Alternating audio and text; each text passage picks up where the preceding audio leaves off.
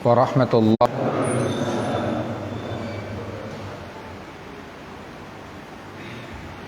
Bismillah. Alhamdulillahi wassalatu wassalamu ala Rasulillah wa ala alihi wa ashabihi wa man walah. Wa la hawla wa la quwwata illa billah. Wa asyhadu an la ilaha illallah wahdahu la syarika lah. Wa asyhadu anna Muhammadan abduhu wa rasuluh. Allahumma salli wa sallim wa barik ala nabiyyina Muhammadin wa ala alihi wa ashabihi wa man sara ala nahjihi wastana bi sunnatihi ila yaumiddin. Qala Allah Ta'ala fi kitabih al-karim, ya ayyuhalladzina amanu taqullaha haqqa tuqatih wa la tamutunna illa wa antum muslimun. Amma ba'du, fa ya ayyuhal muslimun, ibu-ibu, bapak-bapak sekalian, jamaah pengajian Masjid Al-Qamariyah Kota Ngawi yang semoga senantiasa dirahmati Allah Subhanahu wa taala. Pertama-tama kita mengawali pengajian kita hari ini dengan memanjatkan puji syukur kita kehadirat Allah Subhanahu wa taala. Alhamdulillah. Hari ini kita dimudahkan oleh Allah Subhanahu wa taala berkumpul di tempat yang mulia ini. Tempat yang merupakan semulia-mulia tempat yang Allah ciptakan di muka bumi, yaitu Masjid Allah. Insya Allah kita berkumpul di tempat ini dalam rangka sebuah tujuan yang mulia pula. Kita berkumpul di sini dalam rangka tafaqquh fiddin, menempuh perjalanan untuk menuntut ilmu syar'i. Dan insya Allah kita melaksanakan hal ini bersama orang-orang yang mulia pula, bersama orang-orang yang soleh insya Allah. Karena itu masya Allah, kemuliaan demi kemuliaan yang kita tapaki hari ini, semoga itu menjadi tanda, semoga itu menjadi tanda bahwasanya Allah ingin memuliakan kita dalam kehidupan kita. Allahumma amin. Jamaah sekalian, sebelum kita memulai pengajian kita hari ini, maka ibarat pepatah, tak kenal maka tak sayang. Maka saya ingin memperkenalkan diri saya. Ya, perkenalkan, ya, saya sebenarnya asli Ngawi. Saya asli Ngawi, besar di Ngawi, tapi qadarullah saya sudah lama pindah ke Kota Madiun. Nah, sekarang saya domisili di Kota Madiun. Sudah hampir 8 tahun saya mengajar di pondok pesantren, di lingkungan pondok pesantren Nashul Sunnah Kota Madiun. Dan kemarin beberapa saudara kita dari penggerak dakwah di Kota Ngawi datang ke rumah saya di Madiun, memohon untuk sesekali datang ke Kota Ngawi. Dan Masya Allah, saya berbahagia sekali. Saya sampai lupa kapan terakhir saya datang ke sini. Padahal Masya Allah, nah, siapa tadi? Itu adalah bekas murid saya. Siapa? Anaknya Pak Heru tadi namanya. Siapa namanya? Nah, itu Niam. Ya, itu semuanya murid saya dahulu. Saya pernah ngajar di Kota Ngawi. Maka ini sebuah kebahagiaan tersendiri bagi saya ketika diberi kesempatan untuk menyampaikan pengajian di tempat ini. Kemudian saya sampaikan, biasanya di beberapa tempat yang saya isi, ya, saya terbiasa ngaji kitab. Ngaji kitab itu lebih runtut, lebih teratur, lebih fokus dalam penyampaian apa yang ingin dituju. Namun karena kemarin beberapa saudara kita yang meminta saya ngisi di sini belum bisa menentukan apakah nanti ada jadwal berkelanjutan atau tidak, maka untuk hari ini kalau kita ngisi dengan kitab ya tentunya tidak akan tuntas. Maka sebagaimana yang disepakati kemarin, kita akan ngisi kajian tematik insyaallah. Kita akan membuat sebuah tema yang insya Allah semoga tema tersebut bermanfaat bagi kita semuanya. Sebagaimana yang sudah disampaikan dalam pengumuman, kita akan mengambil sebuah tema pelajaran penting dari peristiwa perjanjian Hudaybiyah. Kalau kita membaca ini perjanjian Hudaybiyah, ya tentu ini adalah sebuah peristiwa yang insya Allah ma'ruf di kalangan kaum muslimin. Ini sesuatu yang dikenal luas, bahwasanya di antara peristiwa yang dicatat oleh sejarah yang mengisi lembaran sejarah kaum muslimin di dalam perjalanan Nabi kita sallallahu alaihi wasallam adalah yaitu terjadinya peristiwa yang bernama perjanjian Hudaybiyah. Ya. Tapi sebagaimana yang ma'ruf, ternyata dalam perjanjian Hudaybiyah ini begitu banyak hikmah yang bisa kita ambil pelajaran. Sebelum kita mengambil pelajaran dari peristiwa itu, nah kita akan review sejenak. Kita akan mengulang kembali ingatan kita apa toh yang terjadi dalam peristiwa itu. Tapi sebagaimana yang masyhur di kalangan para ulama, masyhur dalam riwayat bahasanya perjanjian Hudaybiyah ini terjadi pada tahun 6 Hijriah. Artinya perjanjian Hudaybiyah ini terjadi 6 tahun setelah Rasulullah SAW hijrah ke kota Madinah. Di tahun ke-6 ini sudah terjadi banyak peristiwa. Sudah ada kemajuan yang dicapai oleh kaum muslimin ketika mereka hijrah ke kota Madinah. Sudah terjadi beberapa peristiwa peperangan antara mereka dengan kaum kafir Quraisy. Yang mana pernah terjadi perang Badar. Kaum muslimin menang dengan kemenangan yang sangat telak. Namun ternyata kemenangan mereka di perang Badar ini dibalas oleh orang-orang kafir Quraisy dengan kekalahan kaum muslimin di perang Uhud. Tetapi dengan berjalannya sejarah, dengan berjalannya dakwah Islam di kota Madinah, kemajuan demi kemajuan telah dicapai, sehingga posisi kaum muslimin itu semakin kuat, semakin diperhitungkan di tanah Arab. Dan ini pun mempengaruhi pengaruh mereka terhadap orang-orang kafir Quraisy. Orang-orang kafir Quraisy yang tadinya begitu sombong terhadap kaum muslimin, lambat laun mereka mulai terkikis pengaruhnya. Sehingga pada tahun ke-6 Hijriah ya, diawali dengan mimpi Rasulullah SAW. Beliau bermimpi bahwasanya di dalam mimpi beliau melihat beliau bersama para sahabat menggunakan baju ikhram, kemudian melihat beberapa sahabat ada yang memotong habis rambutnya, ada sebagian memotong sedikit rambutnya. Artinya apa? Beliau melihat para sahabat sedang melakukan umroh, kemudian melakukan tahallul. Dan mimpi seorang nabi itu wahyu.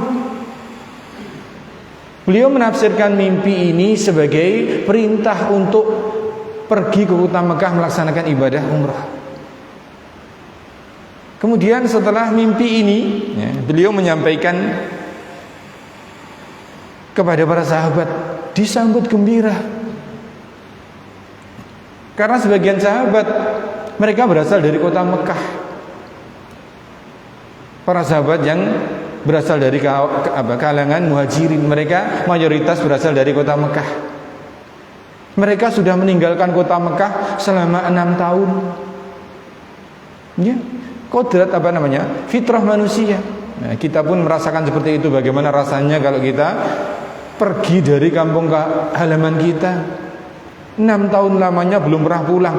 Kemudian ada tawaran untuk pulang kampung, Masya Allah. Semua sahabat menyambut dengan sukacita. Mereka tidak peduli lagi resiko apa yang akan mereka hadapi ketika harus pergi ke kota Mekah untuk melaksanakan ihram umrah. Padahal di kota Mekah waktu itu masih bercokol orang-orang kafir Quraisy yang begitu membenci mereka.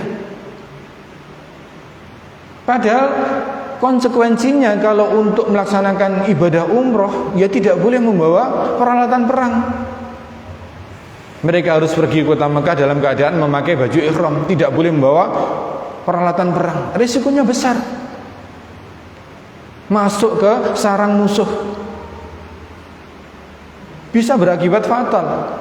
Namun saking gembiranya mereka gak mikir itu.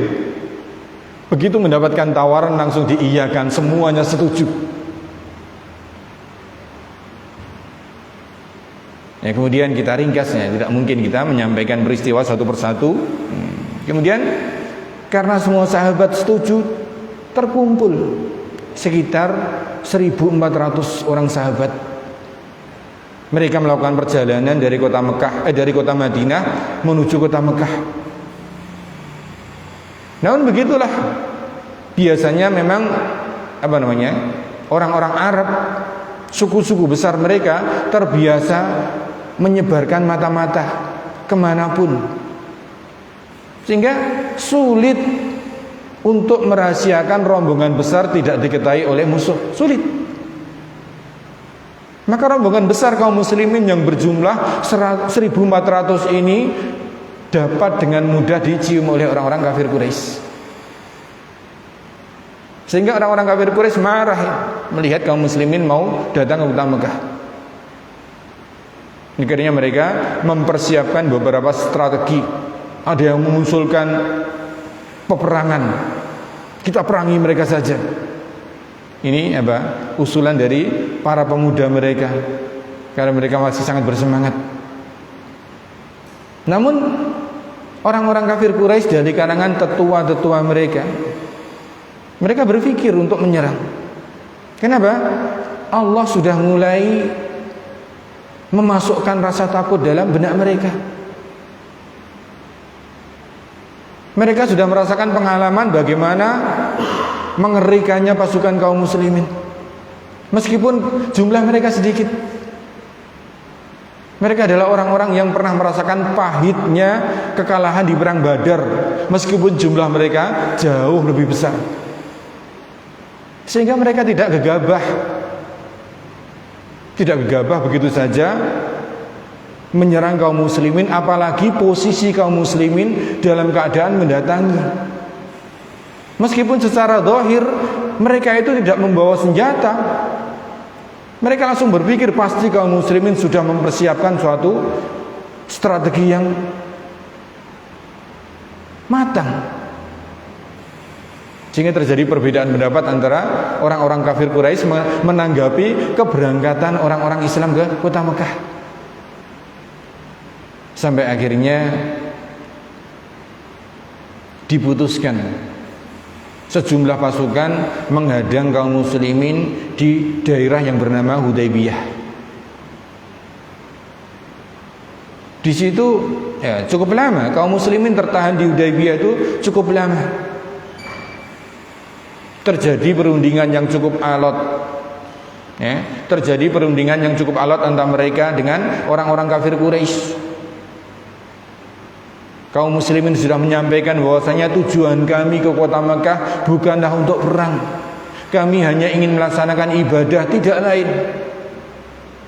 Dibuktikan dengan apa? Kami datang ke kota Mekah tanpa membawa apapun, tidak membawa perbekalan perang. Hanya disampaikan oleh para ulama, para sahabat hanya membawa pedang kecil yang terbiasa memang mereka pergi kemanapun membawa pedang itu.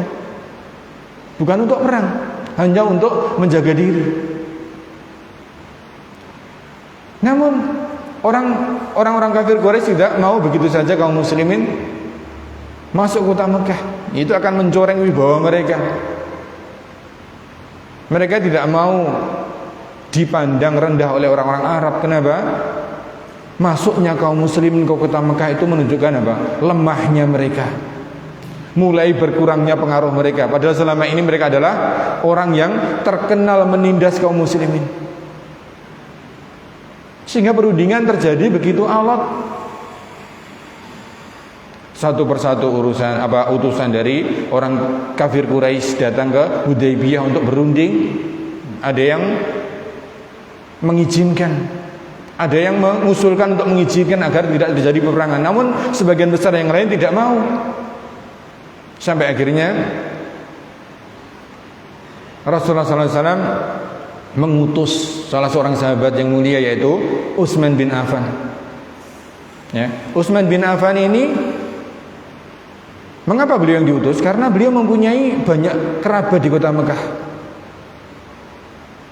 Karena beliau masih mempunyai banyak kerabat di kota Mekah, berharap kerabat-kerabatnya ini mudah untuk dinegosiasi. Sehingga berharap Utsman berhasil merayu mereka agar kaum muslimin bisa masuk ke kota Mekah tanpa terjadi peperangan. Akhirnya diutus. Utsman diutus masuk ke kota Mekah. Ya.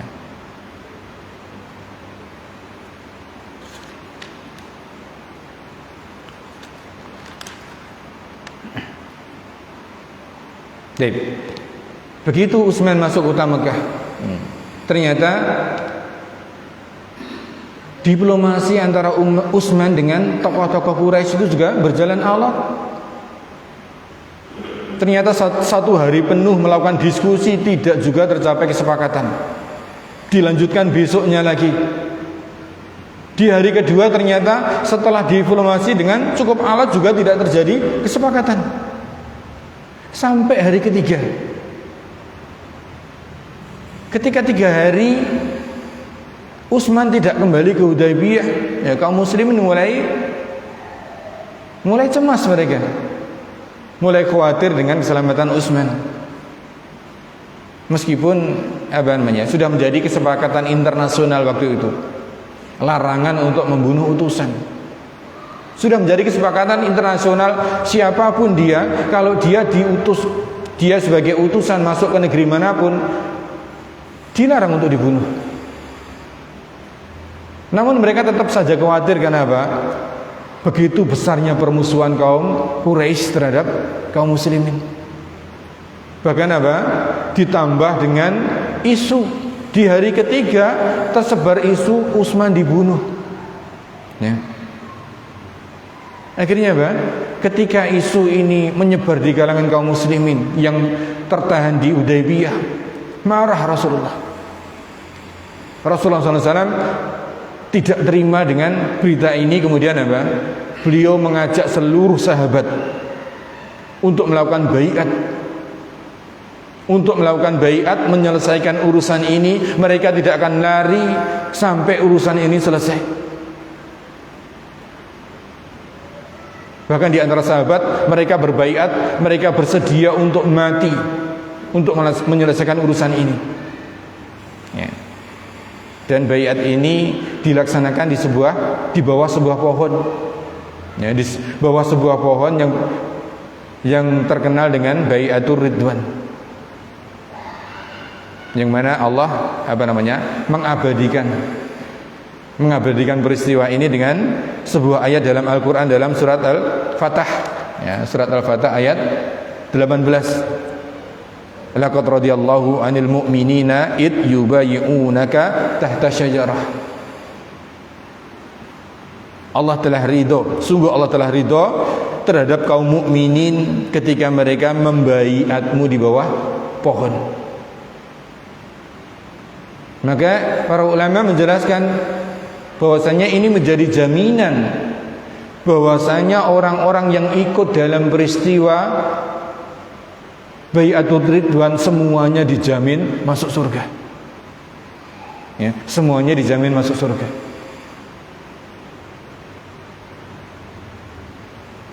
Semua sahabat sepakat bahwasanya mereka akan menuntut balas atas kematian Utsman. Mereka tidak akan lari, mereka akan berperang sampai titik darah penghabisan untuk menyelesaikan masalah itu.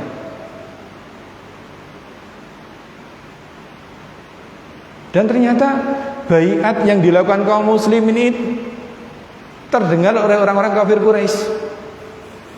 Apa yang terjadi? Mereka galau. Mereka mulai takut. Padahal mereka berada di sarang mereka, mempunyai logistik yang jauh lebih besar dari kaum muslimin. Kaum muslimin sudah tertahan beberapa hari di Hudaybiyah, logistik mereka sudah mulai berkurang. Namun itulah Masya Allah, kaum muslimin sudah mulai mendapatkan pengaruh yang kuat di Jazirah Arab, sehingga ketika mereka bersiap untuk berperang, menimbulkan ketakutan yang luar biasa di mata musuhnya. Maka gelisah orang-orang kafir Quraisy ini, gelisah. Mereka tahu kalau kaum muslimin sudah siap berperang, bahaya ini. Ketika kaum muslimin sudah siap untuk menyerang, ya tiba-tiba ternyata apa? Utsman kembali. Ya. Utsman kembali. Ya, mereka lega. Ya, ketika Utsman kembali ke Hudaybiyah, mereka lega. Ada sebagian sahabat yang mereka sudah terlanjur semangat ingin menyerang kota Mekah, namun dilarang oleh Nabi sallallahu alaihi wasallam.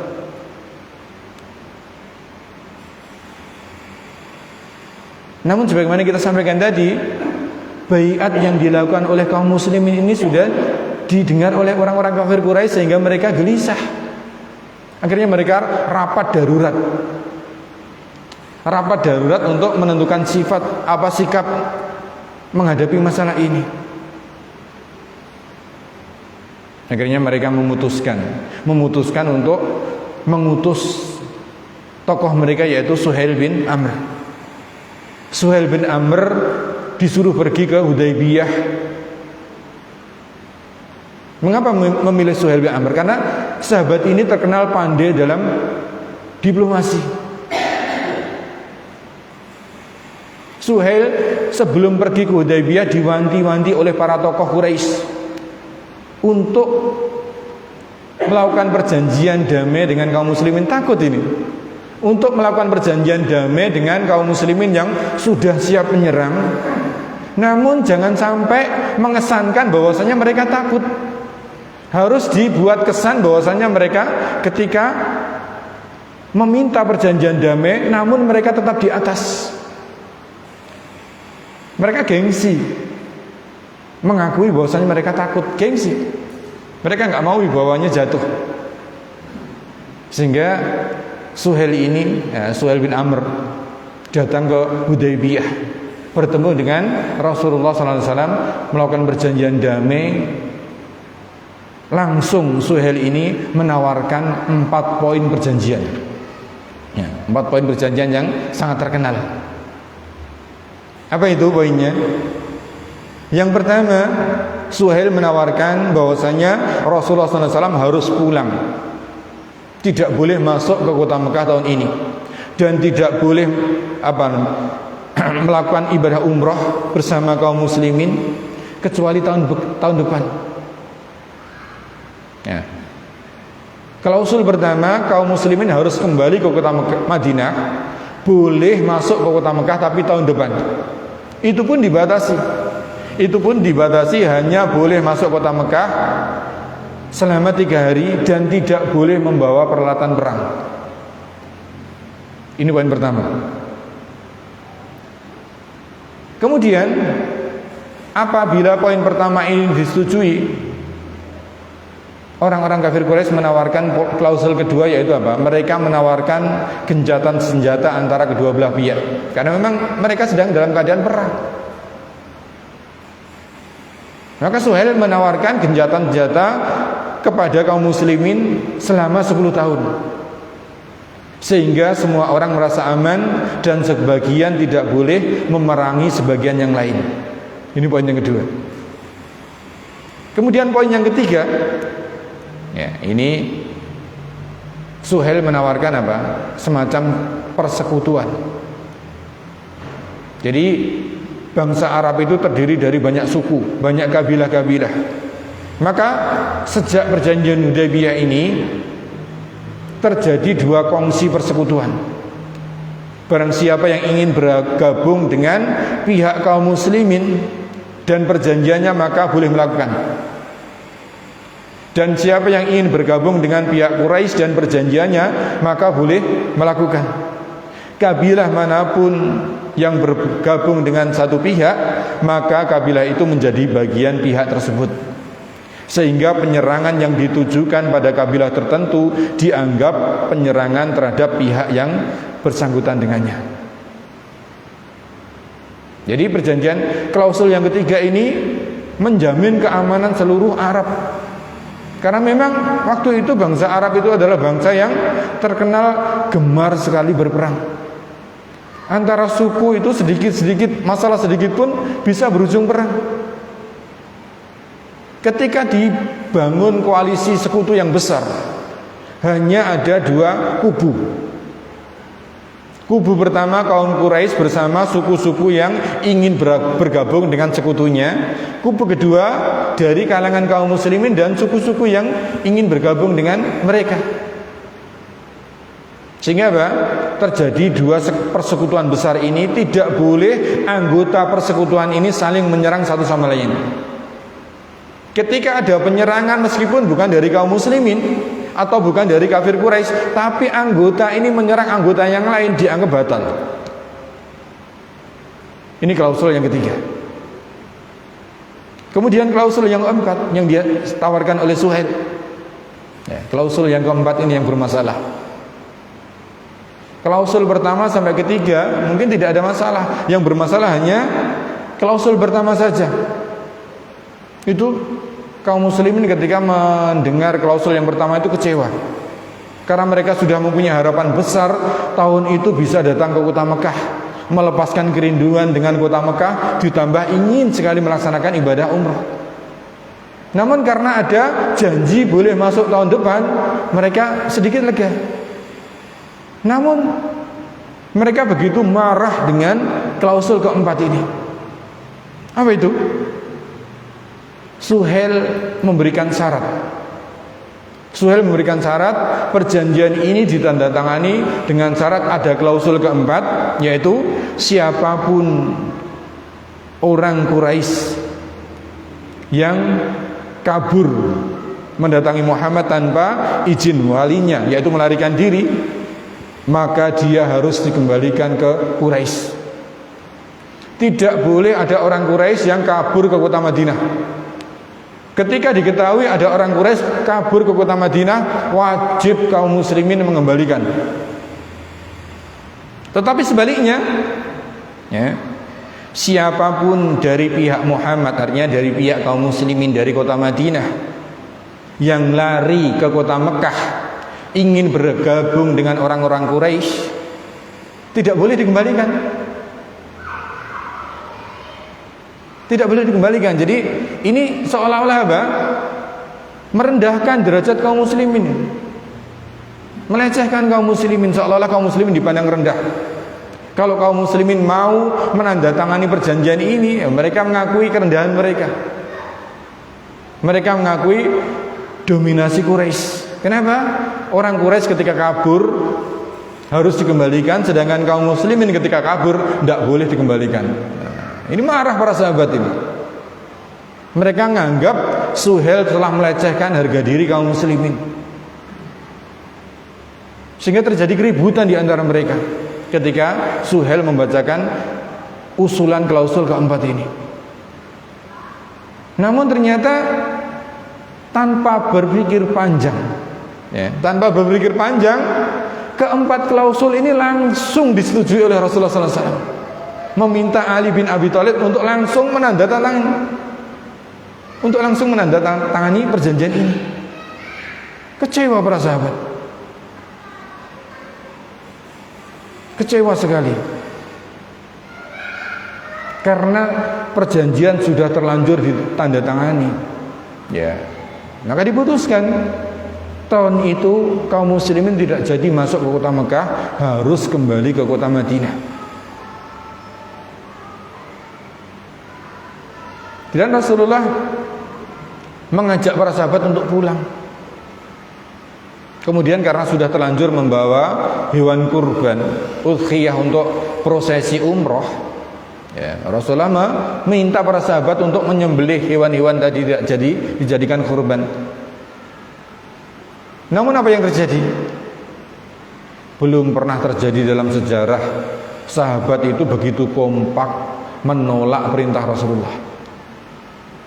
Biasanya sahabat itu ketika Rasulullah SAW bersabda, berkata apapun, mereka langsung sendiko dawuh, sami'na wa ta'na.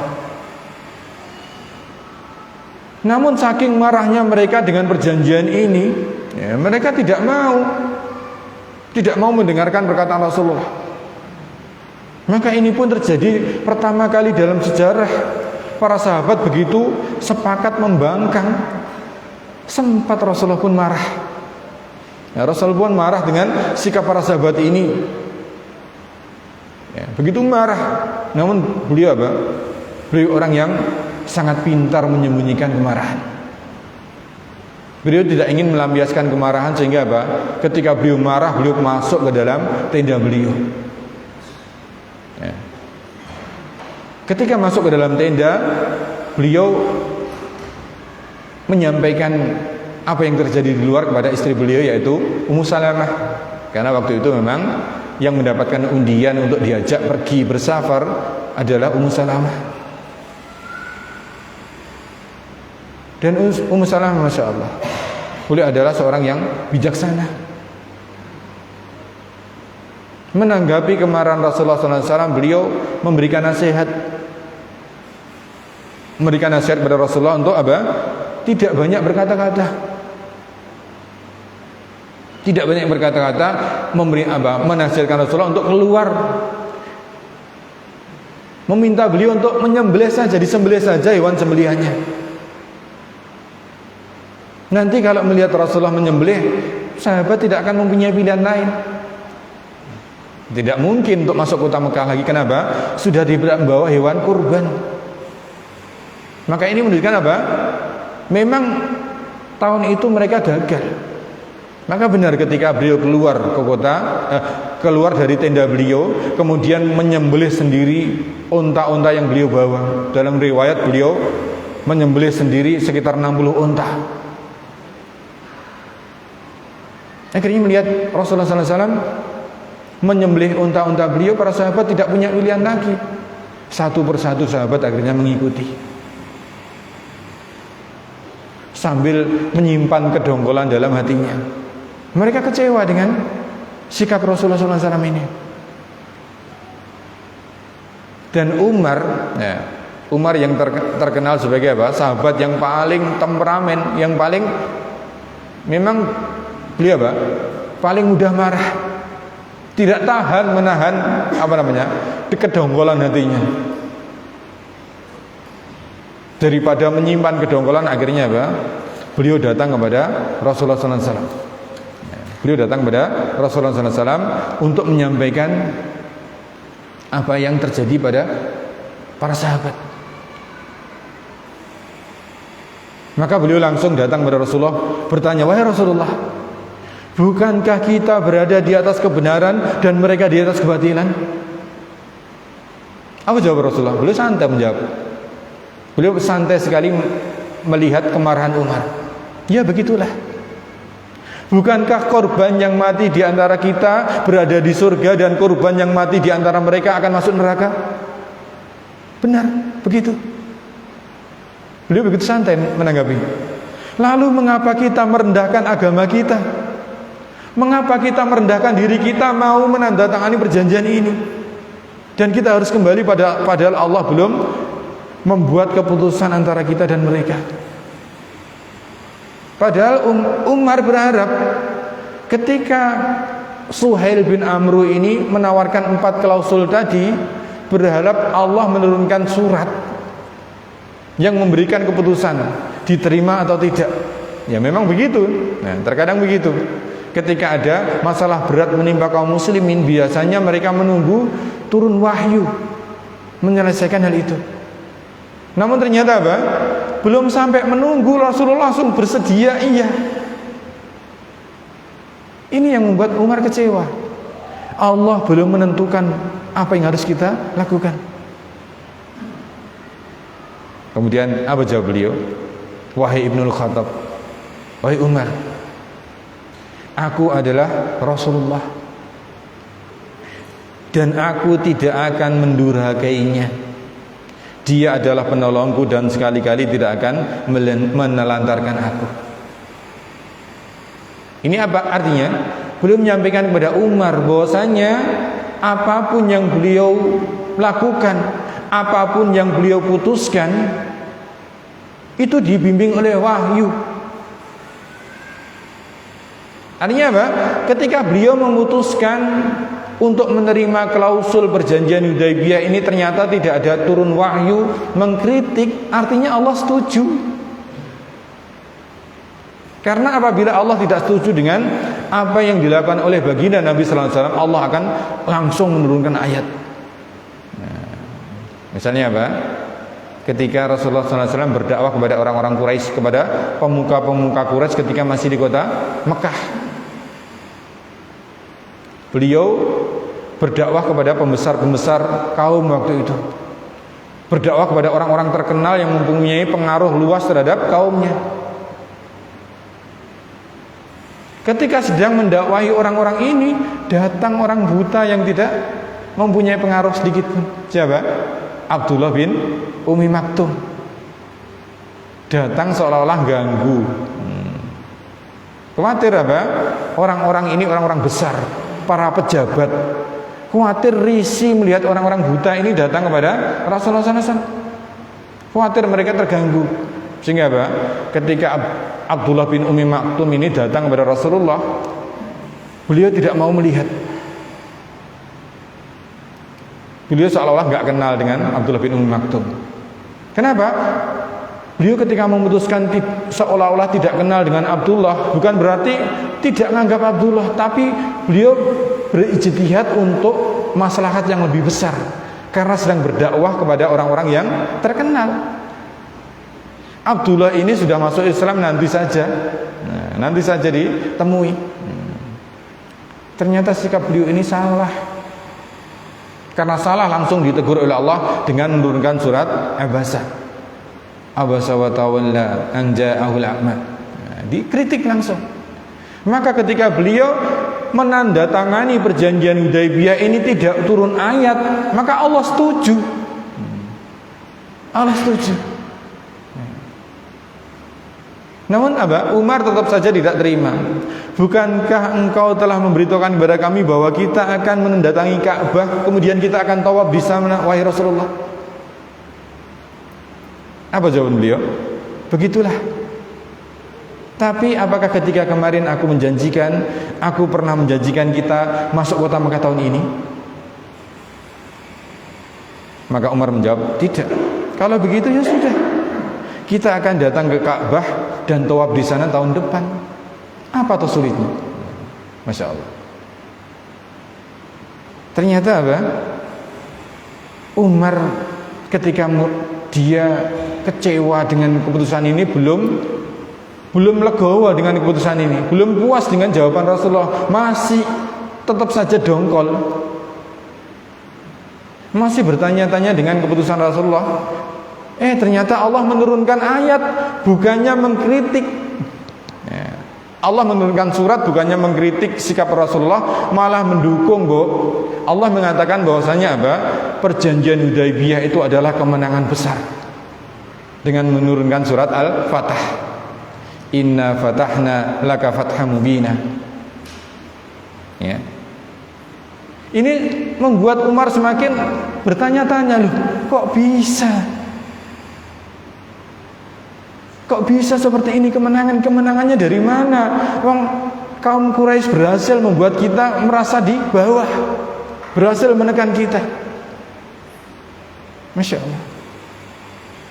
Namun ternyata berlalunya waktu, Umar mulai sadar setiap keputusan yang diambil oleh Rasulullah, apapun itu, meskipun kita terkadang menentangnya, kita tidak terima, pasti ada maslahat yang besar di sana. Maka ternyata benar, Masya Allah, perjanjian Hudaibiyah ini terjadi pada tahun 6 Hijriah. Artinya Rasulullah sudah berdakwah selama 19 tahun. Berapa kaum muslimin? Dijelaskan oleh para ulama, tidak lebih dari 3.000. Hanya sedikit sekali. Namun begitu ditandatanganinya perjanjian Hudaybiyah ini 3 tahun kemudian atau 2 tahun lebih sedikit, di tahun 9 Hijriah terjadi peristiwa Fathu Makkah. Berapa kaum muslimin waktu itu? Pasukannya saja 10.000. Masya Allah. Selama 2 tahun lebih, dari 3.000 kurang menjadi belasan ribu. Ternyata Rasulullah Masya Allah pemikirannya tajam sekali. Melihat peluang itu begitu jeli. Itulah orang berilmu. Tidak hanya mengedepankan emosi. Begitu jeli dalam memanfaatkan peluang yang terkadang apa? Seolah-olah sedikit berkorban tapi untuk masyarakat yang besar. Seolah-olah itu kan merendahkan kaum muslimin dari satu sisi. Tapi beliau mengincar perdamaian. Karena memang selama ini dakwah itu tidak berjalan dengan lancar. Salah satu sebab terbesar adalah disibukkan dengan peperangan, disibukkan dengan intimidasi yang dilakukan oleh orang Quraisy, sehingga apa? Kaum muslimin itu tidak leluasa dalam berdakwah.